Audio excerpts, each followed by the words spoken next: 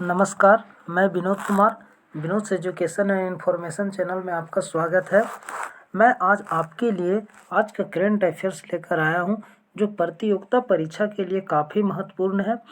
मैं उन्हीं टॉपिकों को शामिल किया हूं जो प्रतियोगिता परीक्षा के लिए काफ़ी महत्वपूर्ण है।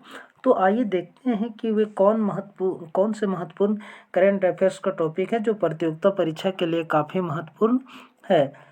उससे पहले अगर चैनल पर नए हैं तो लाइक कर लें, चैनल को सब्सक्राइब कर लें। तो आइए देखते हैं। फर्स्ट में है, भारत ने फिलीपींस को ब्रह्मोस सुपरसोनिक क्रूज मिसाइल देने के लिए उसके साथ 37.5 करोड़ डॉलर का समझौता किया है। भारत ने फिलीपींस को ब्रह्मोस सुपरसोनिक क्रूज मिसाइल देने के लिए 37.5 करोड़ डॉलर देने का समझौता किया है, जो सुपरसोनिक क्रूज मिसाइल जाएगा। नेक्स्ट है, भारत ने फिलीपींस की नौसेना को यहाँ पर ध्यान देने की बात है कि किसको दिया जाएगा, तो नौसेना को BrahMos supersonic anti ship cruise मिसाइलों की बिक्री के लिए उसके साथ 37.5 करोड़ डॉलर का समझौता किया गया है। यानी भारत और फिलीपींस के बीच 37.5 करोड़ डॉलर का समझौता किया है, जिसमें भारत जो है फिलीपींस को ब्रह्मोस सुपरसोनिक क्रूज मिसाइल देने की बात की है। नेक्स्ट देखते हैं। नेक्स्ट है, मनीला में फिलीपींस के रक्षा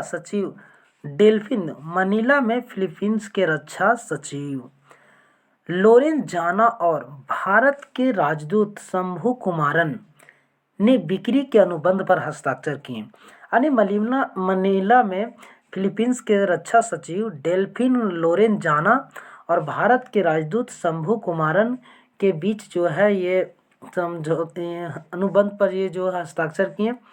नेक्स्ट पॉइंट है, भारत और रूस का संयुक्त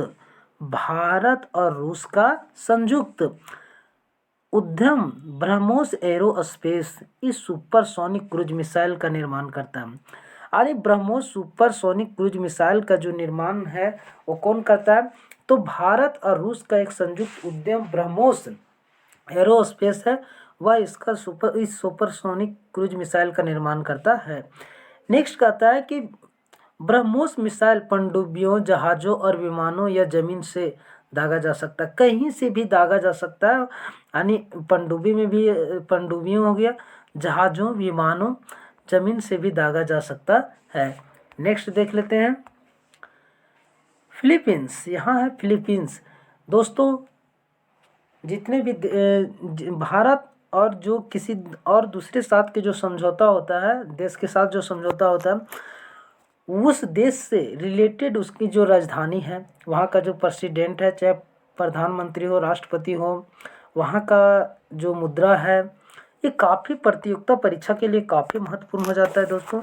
इसलिए मैंने उसको परीक्षा उपयोगी समझते हुए इसमें शामिल कर लिए हैं, ताकि उसके साथ साथ आपको ये भी आसानी से आ जाता है। और राजधानी और वहाँ का जो मुद्रा है प्रतियोगिता परीक्षा में अवश्य पूछता है, इसलिए मैं महत्वपूर्ण चीज़ों को इसमें शामिल कर लिया है। तो वीडियो में अंत तक बने रहें। आइए देखते हैं। फिलीपींस की राजधानी जो है मनीला है। फिलीपींस की राजधानी मनीला है और फिलीपींस में जो करेंसी है फिलीपीन पेसो चलता है। दोस्तों, जो फिलीपींस की राजधानी जो मनीला है और वहाँ का जो करेंसी है फिलीपीन पेसो, ये बहुत बार एग्जाम में पूछ चुका है, पूछ भी रहा है और पूछने का बहुत चांसेस है। प्रेसिडेंट जो है रोड्रिगो दुतर्ते वहाँ पर, और फिलीपींस जो है वो एशिया में पड़ता है। दोस्तों ध्यान, मैं कंटिनेंट भी याद कराते चला जाऊँगा।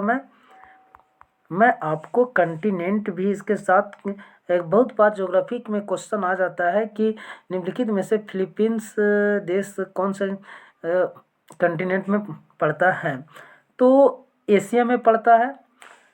और मैं कुछ और ट्रेडिशनल जीके को भी इसमें शामिल कर लिया है। तो भारत के रेल मंत्री कौन है? तो अश्वनी कुमार वैष्णव है। भारत के रक्षा मंत्री कौन है? राजनाथ सिंह है।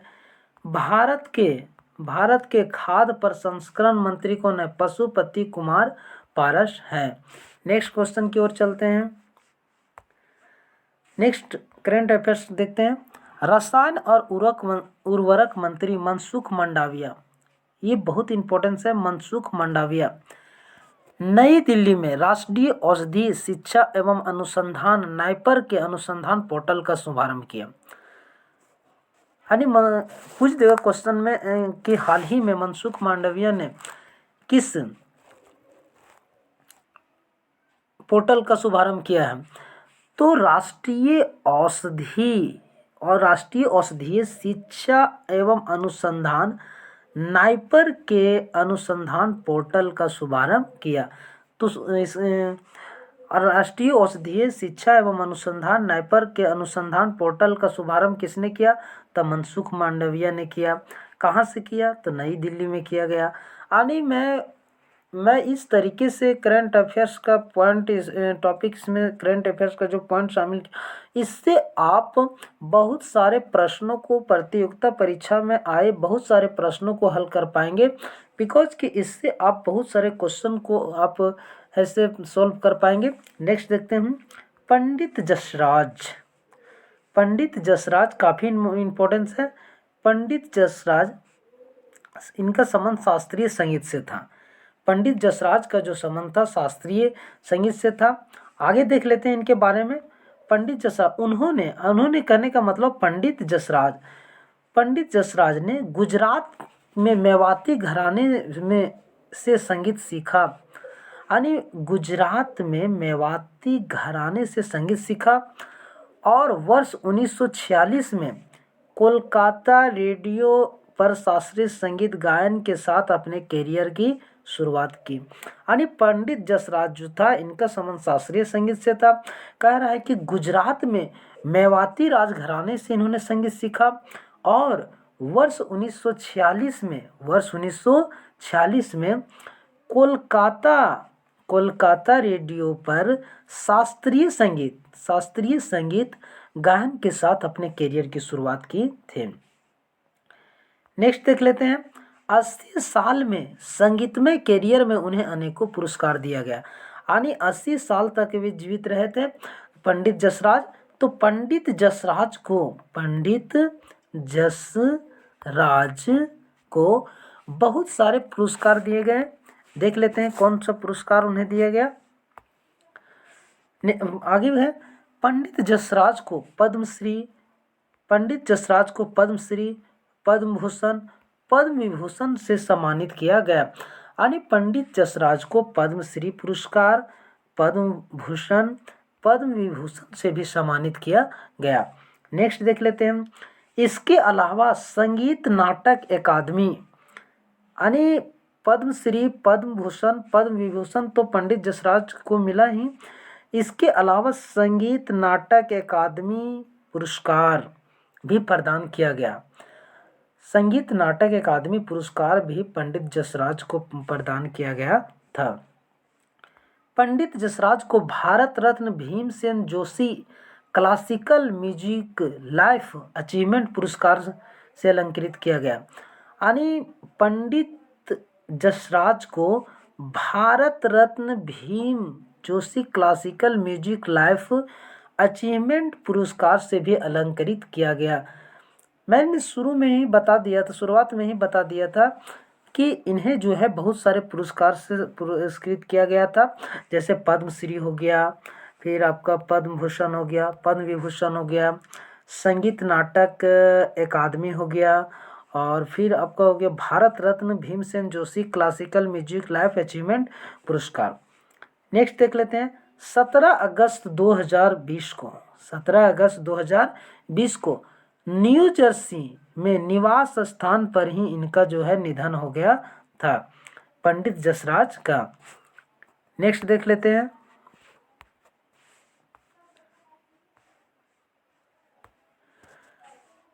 नेक्स्ट है स्वदेश निर्मित 2 उन्नत ALH स्वदेश निर्मित 2 उन्नत ALH ध्रुव MK3 को पोर्ट ब्लेयर अंडमान निकोबार कमान के बेड़े में शामिल किया गया है। यानी स्वदेश निर्मित 2 उन्नत ALH ध्रुव MK3 को पोर्ट ब्लेयर अंडमान निकोबार कमान के बेड़े में शामिल किया गया है। नेक्स्ट देख लेते हैं, Hindustan aeronautical limited, Hindustan aeronautical limited ने इन हेलीकॉप्टरों का डिजाइन और विकसित किया है। यानी जो उन्नत ALH ध्रुव MK3 जो पोर्ट ब्लेयर अंडमान निकोबार के बेड़े में जो शामिल किया गया, तो हेलीकॉप्टर का जो है हिंदुस्तान एरोनॉटिकल लिमिटेड ने उसको डिजाइन भी किया है और विकसित भी किया है। नेक्स्ट देख लेते हैं, नेक्स्ट है वित्त मंत्री। नेक्स्ट बहुत एकदम VVI है, बजट का क्वेश्चन है, VVI पॉइंट है। इस पॉइंट को ध्यान से देखिए, हमारे वीडियो में आप अंत तक बने रहें। मैंने बहुत अच्छे करंट अफेयर्स को शामिल किया है जो प्रतियोगिता परीक्षा में जिसको आने की ज़्यादा संभावना है। करंट अफेयर्स तो बहुत सारा होता है, लेकिन जो प्रतियोगिता परीक्षा में पूछने का ज़्यादा चांसेस है, मैंने उसी पॉइंट को इसमें शामिल किया है। तो आप मेरे वीडियो में अंत तक बने रहें। नेक्स्ट देखते हैं, वित्त मंत्री निर्मला सीतारमन। वित्त मंत्री निर्मला सीतारमन 1 फरवरी को वर्ष 2022-23 के लिए पेपरलेस बजट पेश करेंगी। बहुत इंपॉर्टेंट है दोस्तों, वित्त मंत्री निर्मला सीतारमन 1 फरवरी को वर्ष 2022-23 के लिए पेपरलेस बजट पेश करेंगी। नेक्स्ट देख लेते हैं, नेक्स्ट पॉइंट है, बजट पेश करने की पूरी प्रक्रिया होने के बाद बजट मोबाइल ऐप पर भी उपलब्ध होगा। मोबाइल ऐप कह रहा है कि बजट पेश करने की प्रक्रिया पूरी होने के बाद बजट मोबाइल ऐप पर भी उपलब्ध होगा। नेक्स्ट देखते हैं, सांसदों और जनता तक बजट की दस्तावेज निर्बाध पहुंचाने के लिए केंद्रीय बजट मोबाइल ऐप का शुभारंभ किया गया है। दोस्तों बहुत इंपॉर्टेंट क्वेश्चन है, पूछ देगा एग्जाम में कि सांसदों और निम्नलिखित में से सांसदों और जनता तक बजट दस्तावेज निर्बाध रूप से पहुंचाने के लिए किस मोबाइल ऐप का शुभारंभ किया गया है? तो केंद्रीय बजट मोबाइल ऐप का शुभारंभ किया गया है। यानी जो बजट मोबाइल ऐप पर उपलब्ध होगा उसके लिए एक ऐप बनाया गया है, उसका नाम है केंद्रीय बजट मोबाइल ऐप। बहुत इंपॉर्टेंस है प्रतियोगिता परीक्षा के लिए दोस्तों, इस पॉइंट को आप भी नोट कर लें और हमारे वीडियो में आप बने रहें अंत तक। मोबाइल ऐप के माध्यम से केंद्रीय बजट के 14 दस्तावेज, केंद्रीय बजट के 14 दस्तावेज पूरी तरह से देखे जा सकते हैं। यानी जो मोबाइल ऐप होगा उसमें जो बजट पेश किया जाएगा, जो मोबाइल ऐप है उस पर आप बजट के 14 दस्तावेजों को पूरी तरह देख सकते हैं। नेक्स्ट देख लेते हैं, यह मोबाइल ऐप एंड्रॉयड और iOS प्लेटफॉर्म पर उपलब्ध है। यानी ये जो मोबाइल ऐप है केंद्रीय बजट मोबाइल ऐप, केंद्रीय बजट मोबाइल ऐप वो ऐप एंड्रॉयड और iOS प्लेटफॉर्म पर उपलब्ध है। नेक्स्ट देख लेते हैं, नेक्स्ट है, इस ऐप को केंद्रीय बजट के वेब पोर्टल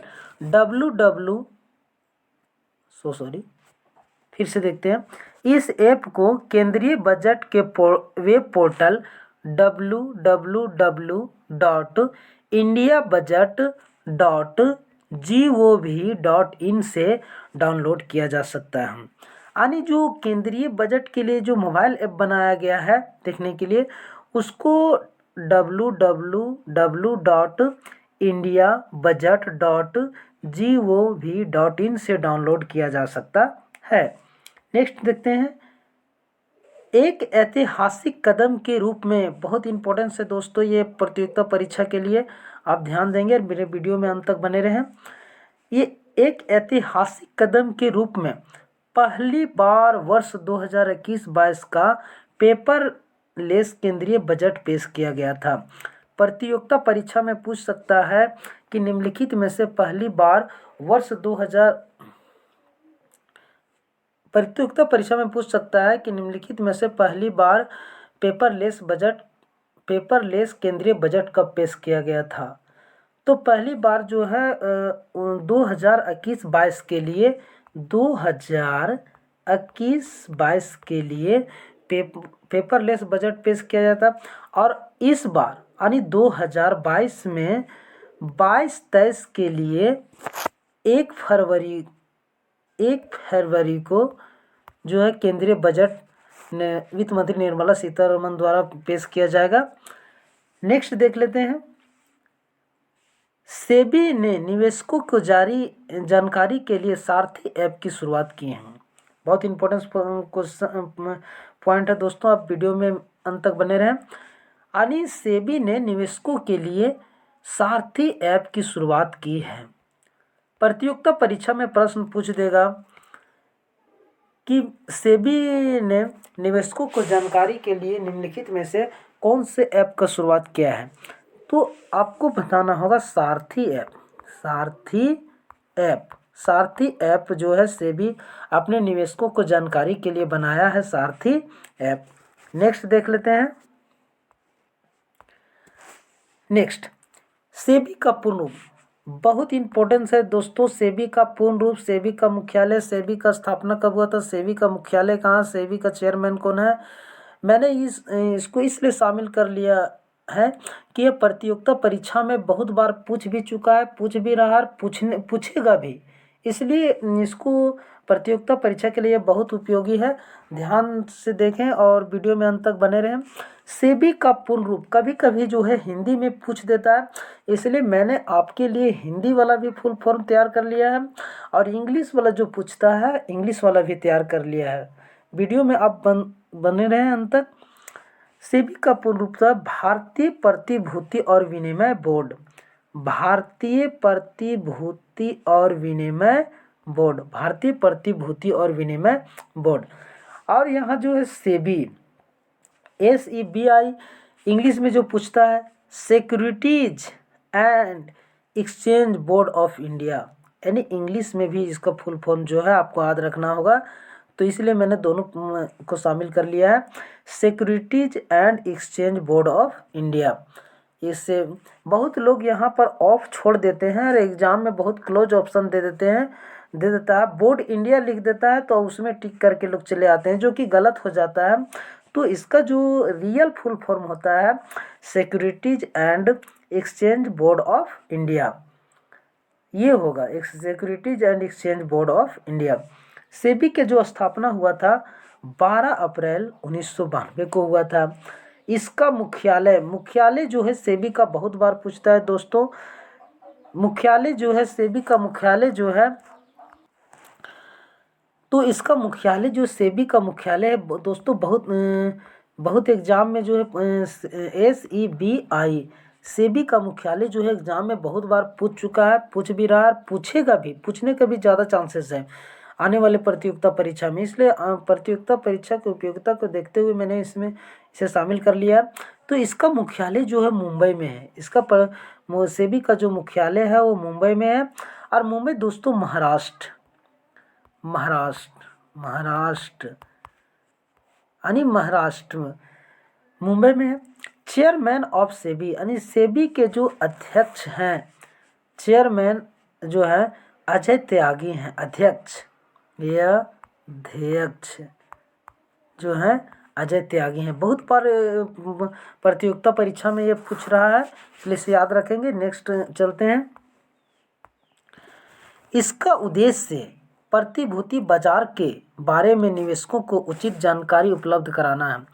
यानी जो सारथी ऐप जो सेबी ने बनाया है निवेशकों को जानकारी के लिए, तो कह रहा है कि प्रतिभूति बाजार के बारे में निवेशकों की उचित जानकारी उपलब्ध कराना। इसलिए मोबाइल ऐप जो है बना दिया है।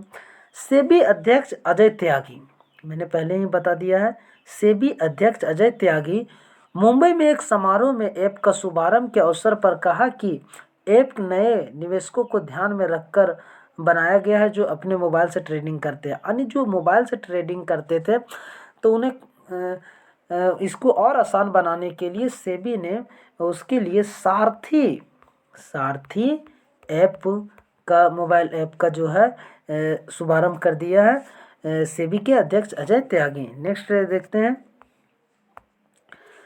नेक्स्ट, श्री त्यागी ने कहा कि इसके जरिए प्रतिभूति बाजार, केवाईसी प्रक्रिया, ट्रेडिंग, म्यूचुअल फंड्स, बाजार की ताज़ा उथल पुथल आदि के बारे में उपयुक्त जानकारी मिलेगी। यानी जो ऐप बनाया गया है उसके माध्यम से प्रतिभूति बाजार के बारे में, उसका केवाईसी प्रक्रिया, ट्रेडिंग म्यूचुअल फंड्स, बाजार की ताज़ा उथल पुथल आदि के बारे में उपयुक्त जानकारी मिलेगी।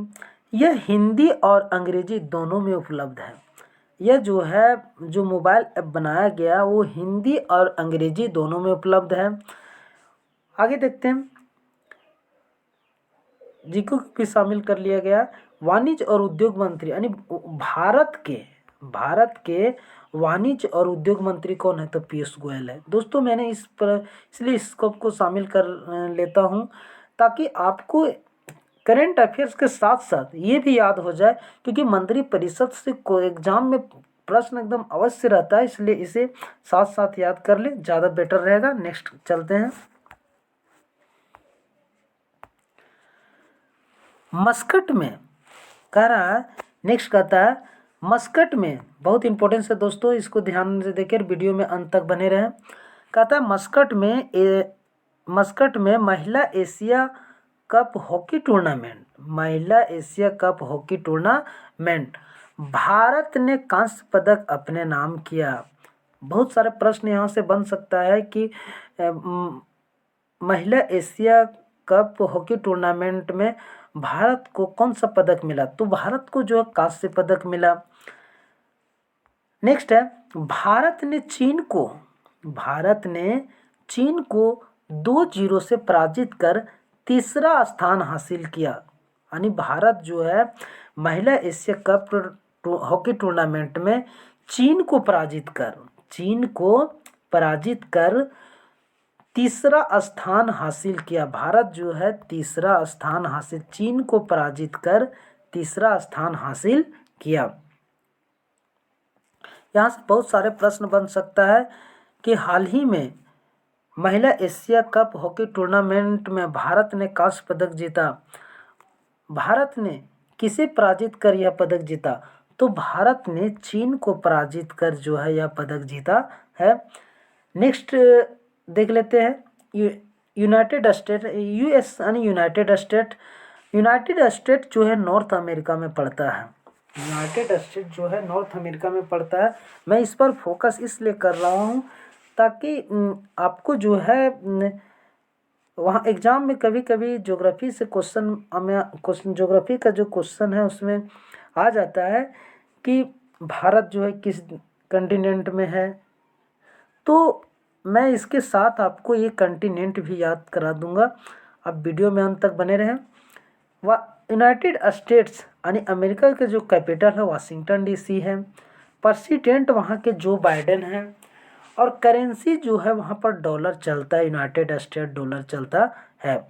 तो इसके साथ याद, यूनाइटेड स्टेट्स यानी